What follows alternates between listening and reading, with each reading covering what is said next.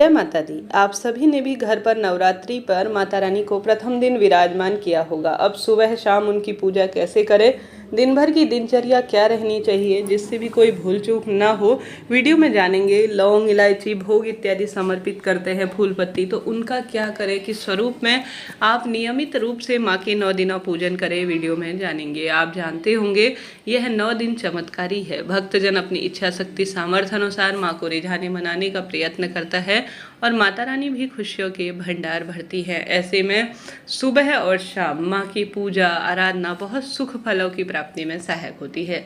तो सबसे पहले आप सभी ने अगर जो लौंग का जोड़ा माँ को भोग स्वरूप आप रोज समर्पित करते हैं या जो प्रसाद समर्पित करते हैं ना, खासतौर पर जो प्रसाद आपने जो अपनी इच्छा शक्ति सामर्थ्य अनुसार, कई भक्तजन 9 दिनों के प्रसाद माँ को अलग अलग भोग स्वरूप लगाते हैं, वस्त्र उनके लिए नए लाते हैं 9 दिनों के अनुसार, अपनी इच्छा शक्ति सामर्थ्य अनुसार है। शास्त्र कहता है कि उस भोग प्रसाद को माता रानी आधे घंटे के भीतर ही उसे ग्रहण कर चुकी हैं, खुशबू से उसका आस्वादन कर चुकी हैं, तो उसे जो है आधे घंटे के भीतर ही आप सभी को हटा लेना चाहिए।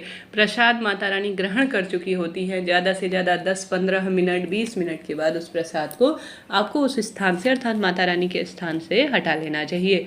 ऐसे में यह जानकारी मिलती है प्रमाणिक कि अगर वह लंबे समय तक जैसे मंदिर में ही प्रसाद छोड़ दिया पूरे रात और दिन, तो उसमें नकारात्मक ऊर्जाएं अपना घर करती हैं, वह सही नहीं माना जाता, पूजा पाठ के फल को खंडित करता है। तो आप अगर माता रानी को भोग प्रसाद समर्पित करती हैं तो आधे घंटे बाद उसे अपने स्थान से हटा लीजिए और माता रानी और सभी सदस्यों में जो घर के बच्चे हैं, बड़े हैं, उस प्रसाद को माँ का सुंदर स्वरूप मानकर ग्रहण कर लीजिएगा। ठीक है जी, यह कार्य आपको करना है। अब आप सभी को जैसे सुबह की पूजा, आपकी दिनचर्या इस तरह से रहनी चाहिए।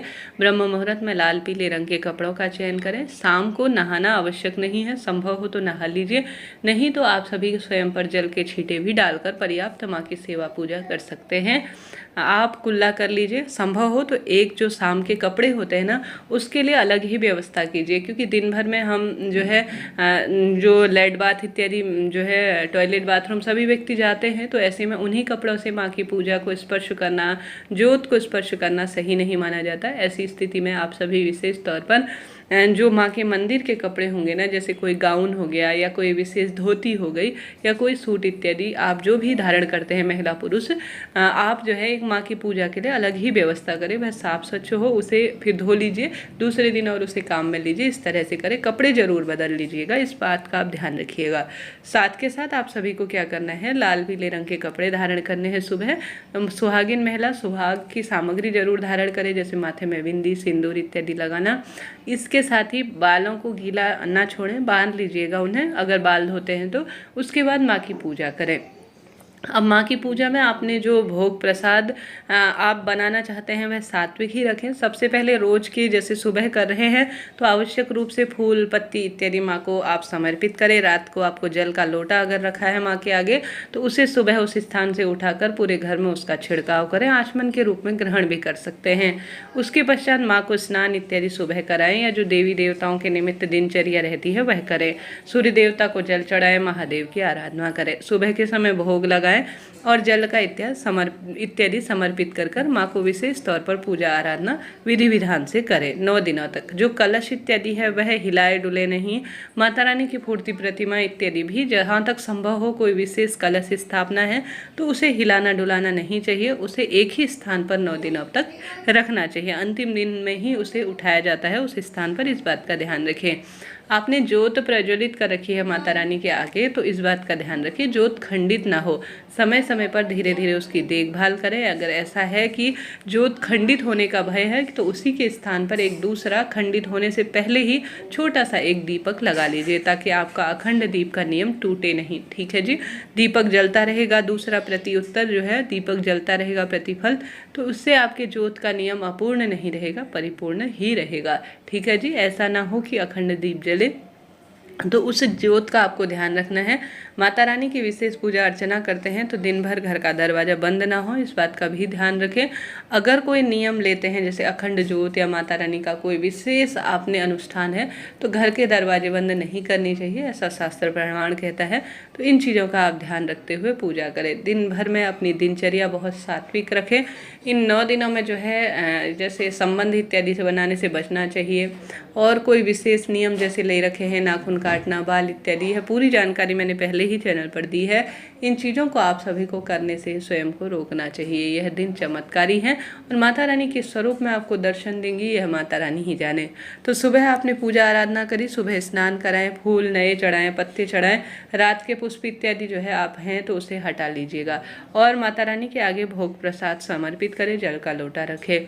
और दिन के अनुसार वस्त्र बदलते हैं तो वह बदल कर रखिएगा। साथ ही माँ को नया श्रृंगार धारण कराएं, चंदन, रोली, टीका इत्यादि लगाएं, वस्त्र रूपी कलावा इत्यादि समर्पित करें।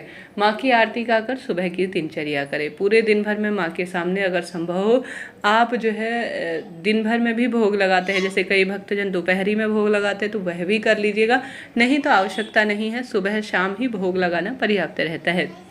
दिन भर में आप पट इत्यादि अपने मंदिर के बंद कर लीजिएगा। शाम के समय आप सभी दोबारा से, जैसा मैंने शुरू में ही आपको विदित कराया, आप जो है कपड़े बदल लीजिए, कुल्ला इत्यादि कर लीजिए।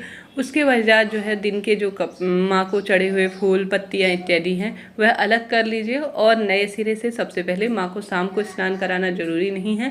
शाम को पूजा संध्या आरती की करने के बाद 8 बजे के आसपास जो है भगवान जी के पट बंद कर दीजिएगा।